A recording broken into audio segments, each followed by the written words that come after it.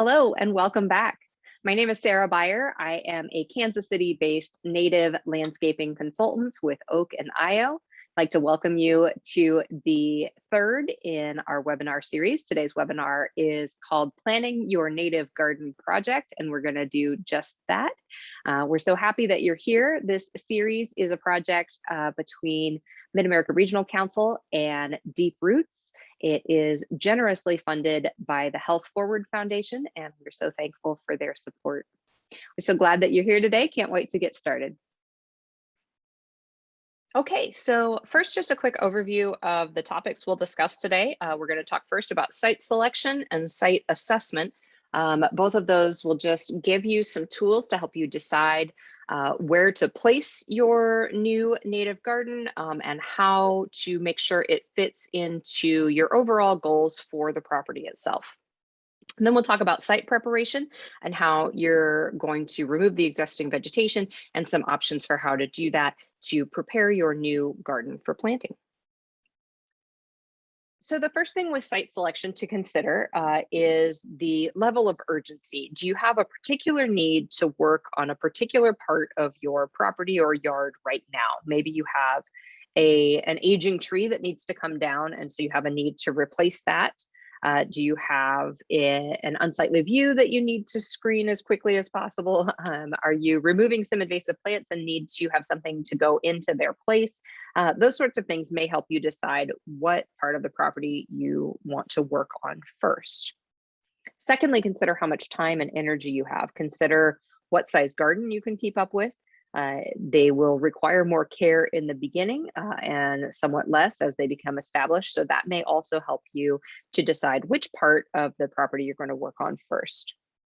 And finally, consider your overall goals for your yard and how the garden you're considering fits into those goals. So even if you only intend to do a small wildflower garden, a pollinator planting, and you know where you want to put it, I highly recommend digging into the site assessment for the entire property before you actually break any ground. So the tools that we're going to need in order to assess our site, you'll need graph paper and a pencil with an eraser. Graph paper comes in both smaller and larger squares. I like a 1/4 inch, but whatever you can find will most likely work for your project, and I'll explain how to kind of scale up or down if you need to. You might want a straight edge, like a ruler or a T-square to help you draw straight lines. A household tape measure of 25 to 35 feet should work just fine. You may need to stretch it out multiple times and add it up for some of those longer measurements. So if this is something that you plan on doing a lot, or if you're looking into starting landscaping as a business, you may want to invest in a measuring wheel or a 100-foot tape measure. That'll save you a lot of time and headache on those longer measurements. Laser tape measures are unfortunately not all that handy outdoors. Inside they work great because you nearly always have a wall or something solid to point the laser at to kind of bounce the measurement back. Outdoors you can't always count on having a tree or the side of a building available. And then finally, this orange assessment sheet. This was put together by the University of Missouri Extension Service, and I will link to it in the supplemental materials that accompany this webinar. I'll cover the most important points in the next section, but I do encourage you to download that and go through it in its entirety for the entire space. So first, when we draw the site, we're going to go outside. We're going to measure everything we can think of to measure. I'm going to measure the house, the sidewalks, the property itself, the location away from the house or away from the sidewalk of any trees, shrubs, any existing gardens. The easiest way to do that is to create a scale drawing. And the easiest way to think of the scale drawing is that each line on the paper represents a 1-foot distance from the previous line. So from one line to the next is 1 foot, and then each square is 1 square foot. So you want to start with the biggest outlines of the property first. So the property lines, the outline of the house. And if this is all too big for your paper at 1 foot per square, then make each square 2 feet long or 5 feet long or whatever you need to do in order to make it fit. You just want to make sure that you make note of the scale that you're using and that you're consistent with it so that you have the same scale throughout the entire process.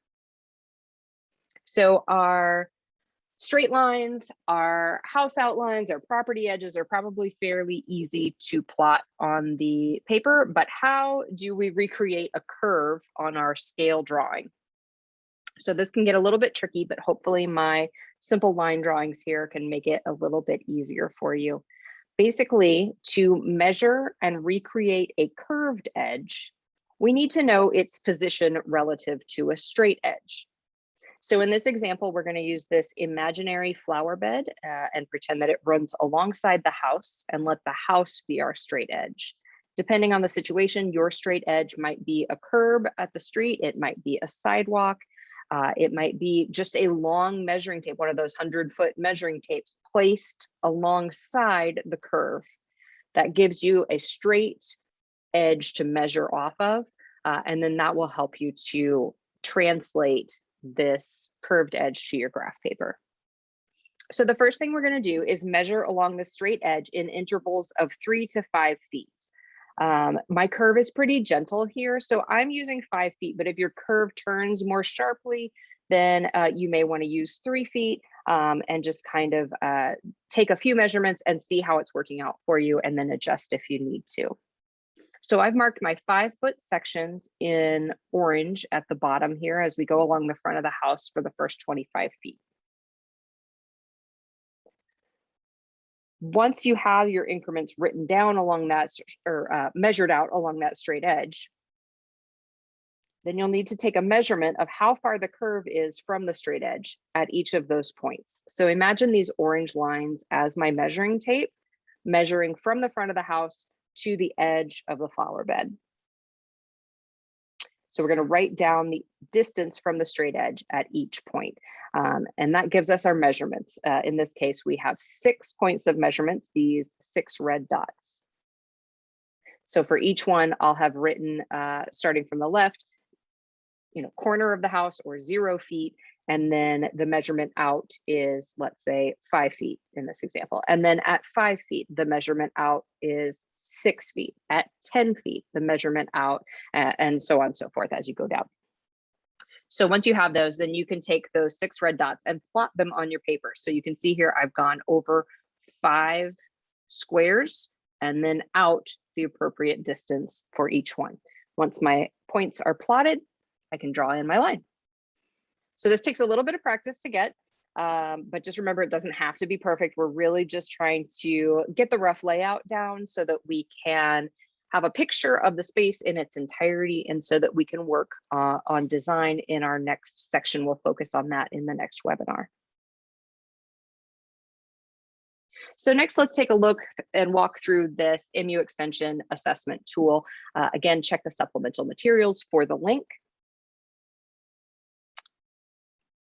So first thing, for safety, we're going to locate our utilities and we're going to add those to the diagram along with our major outlines. We're going to make sure to note both overhead power lines so we don't plant a tree that will get large underneath them.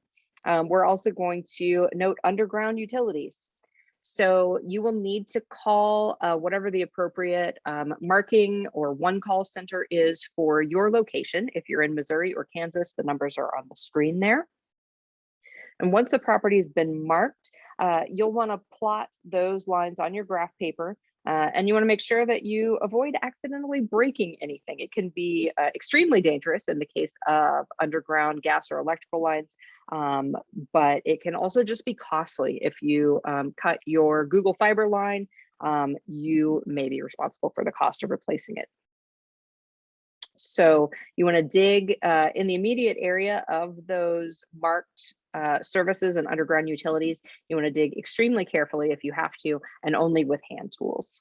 Also, consider that anything planted over those easement areas might be lost if the utility company needs to upgrade their system in the future.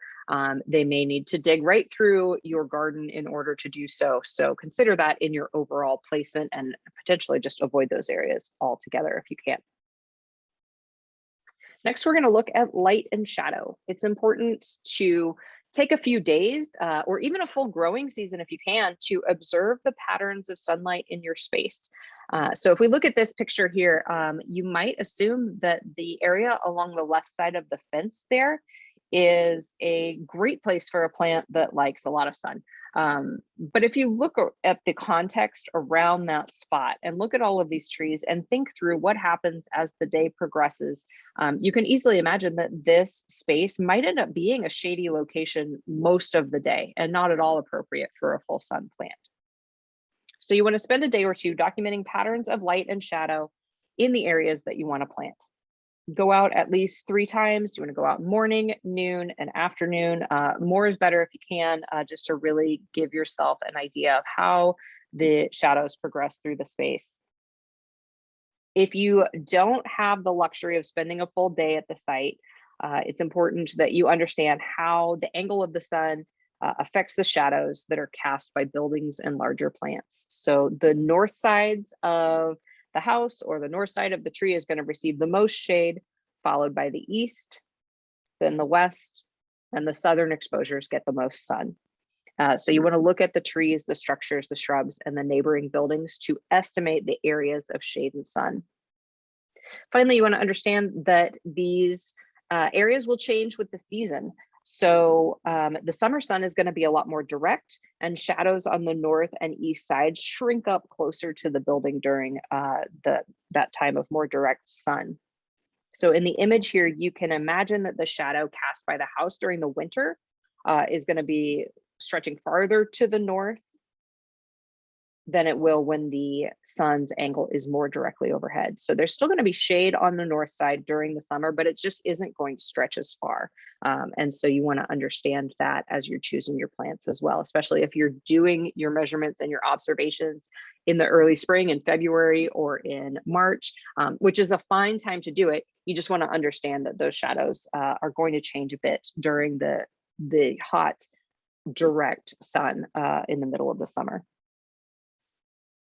So once you understand the light and shadow patterns, you can start to figure out what plants will be happy in the space. And we'll talk more about this in our next webinar. But for now, I want to address the difference between some of these designations, particularly part shade and part sun, which sound like they could easily mean the same thing. So, how much part? What is part shade? What is part sun? So both terms mean that the plant needs 3 to 6 hours of direct sun per day.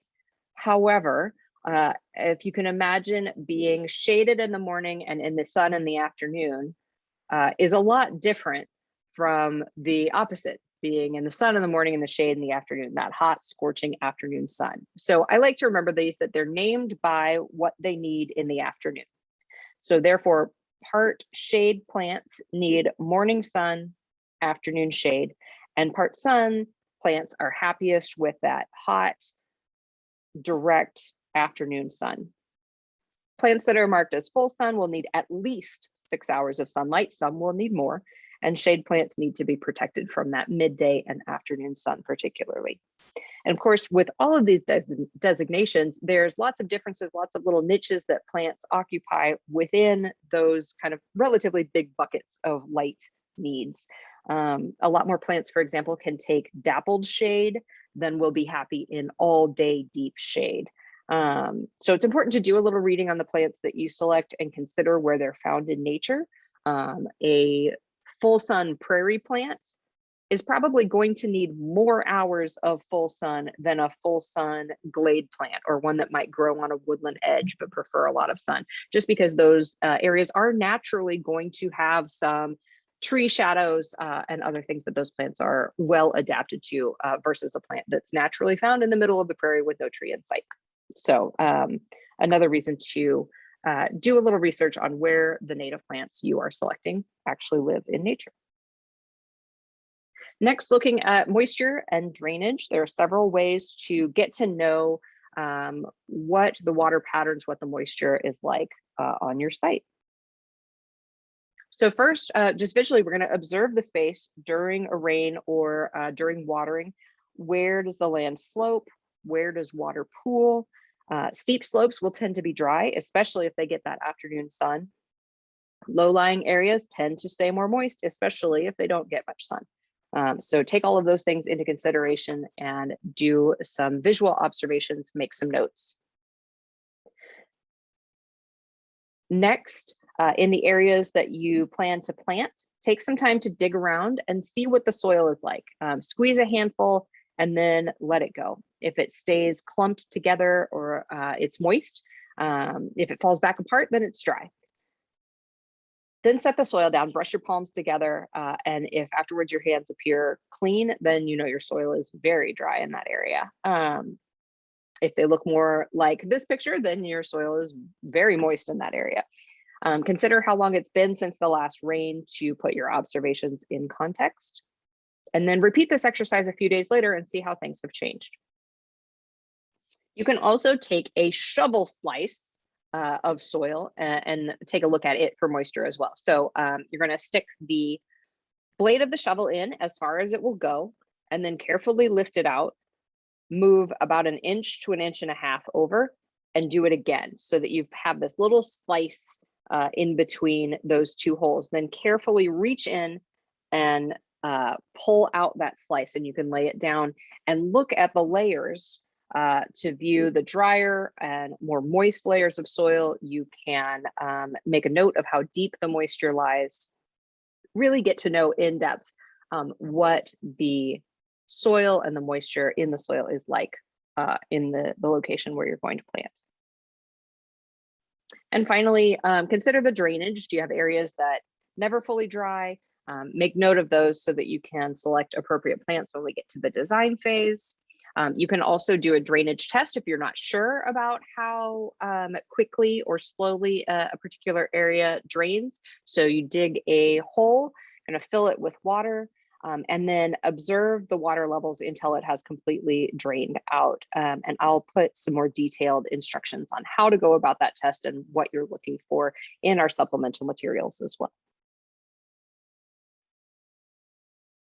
Next, we're going to consider the views. So consider what you want to see as you look out the window from inside the home. What do you want to see out your bedroom window? What would you like to look at while you're doing dishes at the kitchen sink? So think about those things, and then go outside and look in all directions for multiple spots in the yard. Think about what you want to highlight. Maybe there's a nice view from your patio that you want to make sure that you don't block. Maybe you like to watch the sunset from the front porch. What do you want to obscure? Are there views you'd rather not look at? Are there utility boxes or poles that you'd prefer to screen? Are there areas where you need privacy from the neighbors, privacy from the street? Consider these once you start choosing your plants. And you can make note of these. You can write them down alongside your space outline. You can add a piece of tracing paper over the top and kind of write them in the spaces where you make the observations, or they can be a separate document, however it works for you. And then finally, go out and walk around the neighborhood and view your house from multiple places in the on the street, across the street. What do you want people to see when they are approaching your home? What things would you like to de-emphasize as people are approaching your home? Things you might like to screen or otherwise hide. Next, consider your use of space. What functions does the yard currently serve? What functions would you like to see in the future? Consider things like places for kids and pets to play. Consider outdoor entertaining or retreat spaces, things like vegetable gardens. Consider your needs both now and for as long as you plan to stay in the home and how they may change. Also, don't forget, we need to provide for our birds and our butterflies as well. So make sure when you get to the design phase that you're considering the need for lots of native plants, lots of flowering plants to help attract and provide for those important wildlife as well. Next, we're going to take a look at our existing plants and identify them. So there's several apps that can help you identify plants.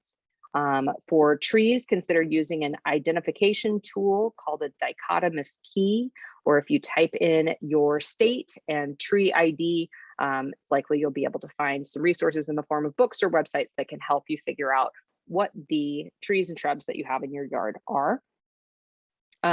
particularly for those trees and shrubs, we want to consider what their current size is. In the example here, we've got a very small bur oak on the left that can reach 70 to 80 feet tall and wide. So we need to know the mature size of that tree when we're planning the rest of that space. And we also need to know how fast it will get to that mature size. And then on the right, we have a more mature sized tree that we already know how big it's going to get and can more easily plan around that as is.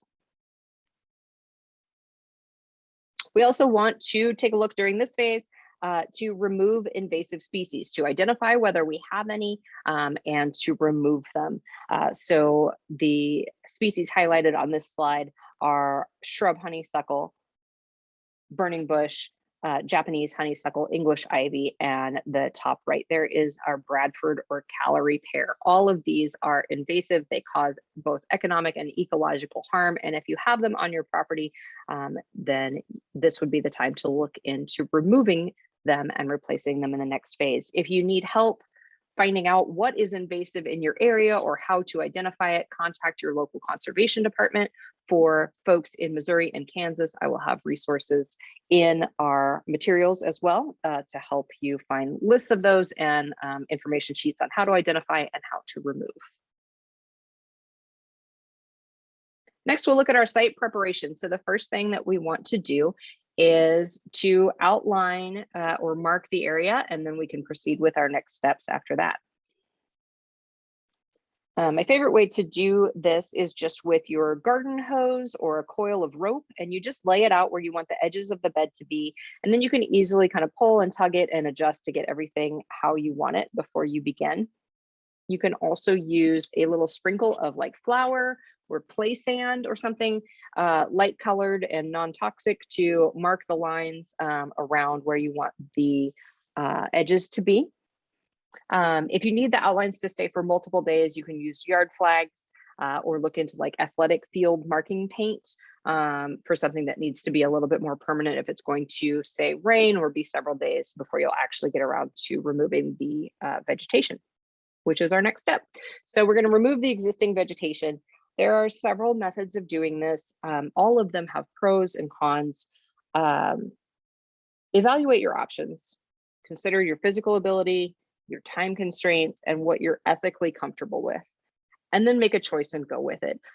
Like I said, all of these have downsides. Some of them are controversial, but all of them cause some disturbance. In my opinion, the benefit of establishing a beneficial garden of native plants is worth that one-time disturbance, no matter which option you choose. So first thing, we're looking at physical removal. So this is just what it sounds like, digging out the top of the sod to replace, remove and replace the existing vegetation. So on the positive side, you don't need any herbicide here. On the negative side, it can be time and labor intensive. If you rent or purchase a sod cutter, then you have the expense of running that machine as well. And it does damage the soil structure by removing that top layer, which allows erosion to occur more easily. Next option is chemical removal, talking about using an herbicide to kill off the existing grass or whatever vegetation may be there. On the positive side is sometimes this is your only feasible option. If you have a very large area, not like what's pictured here, but say you have 100 acres of invasive Johnson grass and you want to make it into a prairie. That prairie simply is not going to happen without herbicide. On the residential garden scale, this approach doesn't require intense manual labor, so it might be ideal for someone with physical limitations that would prevent them from choosing one of our other options. On the negative side, of course, we have exposure hazards to humans, to wildlife. The soil biology may be negatively affected by the chemical application, and we all live upstream and downstream, so looking out for things getting into our water supplies. Obviously, this is not a solution to pursue without some thought and some precautions. Next, looking at solarization. So this is where you take a large clear plastic sheet place it down over the area that you want to kill the vegetation, weight it down with rocks to keep it down close to the vegetation, and then leave it through some hot sunny days. So the pros, you again don't need herbicide. You can kind of set it and forget it for several days. You don't have to, take a lot of care with this. There's not a lot of intense manual labor. On the negative side, you have to either store or dispose of this plastic after you're done with it. A lot of times they are not able to be used again. It depends on the thickness that you get and what happens over the course of the time that it's on the land. It does take some time. The heat may damage the soil biology, and you're limited the size of your project by the size of sheeting that you can obtain or afford. And also it's only seasonally effective. So you cannot do this when the temperatures are cool. So this was a project that I worked on this right side here. This space is actually full sun most of the day. This is an evening photo after the sheeting had been put down. We did add additional rocks after this to help hold it a little tighter, especially on that downslope. And then after about a week of really sunny, hot days, this is what we were able to see through the sheeting, a lot of dead grass. So it really is effective as long as the conditions are right for it. Next, looking at the cardboard and compost method, this is probably my favorite method for most situations. On the positive side, again, no herbicides are needed here. It is relatively inexpensive and it's safer for the soil biology. On the negative side, you can be limited by your access to materials. If you have a very large site like this one here, this took several loads of cardboard, so sourcing all of that can be a little bit time intensive, and it can be labor intensive to lay it all out. So the first thing we did was to lay cardboard down over all of the existing plants, making sure to overlap the edges by 6 inches or so. In the photo here, we've laid logs down, but that's not necessarily something you'll have to do. This site was large enough that the cardboard application took place over several days, during which we also had storms coming through the area. So in order to keep our cardboard where it belonged, we weighted it down. You may not need to weight your cardboard down with anything besides the compost. So you want to spread a layer of compost about 2 to 3 inches deep over the entire area. Ideally, you're going to then let this get rained on a few times or watered deeply a few times before you plant. So now you're ready to plant, and you can just punch through the cardboard with a hand trowel to put in your plants. As the plants mature and fill in, the cardboard's going to degrade and allow them to spread out. But for the first couple of years, it's going to prevent the previous plants from being able to emerge up through that cardboard. So it works pretty effectively there. This is also the point where you'll want to consider and potentially install edging or little picket fencing, whatever you're going to add around the edges of your planting. So you can get creative here. You might have a nice walkway already existing, like in that photo on the left. You can use bricks or stone or logs. Here's an example with some willow branches bent to create a fence. You can also weave small branches to create what's called a wattle fence. And so those may be branches that are, if you have silver maples like I do, they're constantly dropping branches for you to use for a wattle fence. Or if you have some invasive shrub honeysuckle that you've removed, those make an excellent product to weave through to make a fence. And this can be made as tall or short as you'd like. Even just logs laid on the ground create a visually clean edge. And having these clean edges just goes a long way toward making your planting look neat and intentional. Even if things behind the edge get a little bit wild and woolly, to the untrained eye, that nice clean edge really helps to say, this is intentional, this is a garden, this has value, this is being taken care of. Also, don't forget about signage. Check out garden signs available from Deep Roots that will help you communicate the benefits of your native planting to your neighbors. There's a link to those in the supplemental resources for you to check out. Next up, we'll apply mulch or compost. I like to do this before planting and then just plant through it. You can also plant first and then mulch around it. Some of that may depend on the type of mulch that you choose or just your personal preference. So as we discussed earlier, you can use compost as a mulch to protect the soil around your new plants. Other options include just a wood mulch, pine straw, raked or shredded leaves. Consider again where your plant grows in nature and try to match the mulch to something that that plant might experience in nature. So especially for our full sun prairie plants, they're not used to a heavy coating of leaves every fall. So keeping that mulch more light and airy will help to save you on weeding, but also be a little bit more, feel a little more like home to those plants. So use the decorative stone little pea gravels with caution, and only in well-shaded areas. The heat that stone holds when the sun shines right on it can scorch both your plants and the beneficial soil microorganisms underneath. So unless you're aiming for something that is very well adapted to that sort of thing, probably best to use a different type of ground cover. We also want to make sure we never use rubber mulch or shredded tires. It's just not a healthy material to have on the soil and around your plants.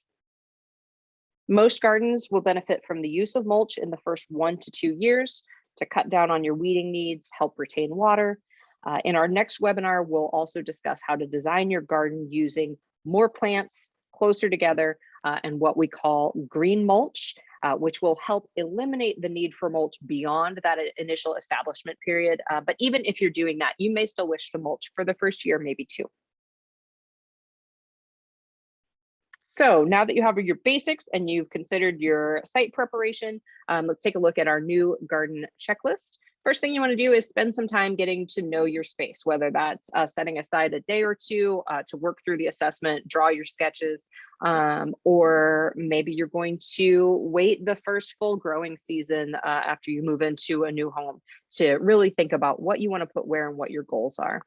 You want to draw everything that you can to scale to really help you plan in detail and make sure that the project you're working on today or this week doesn't conflict down the line with something you may decide that you want to do next year.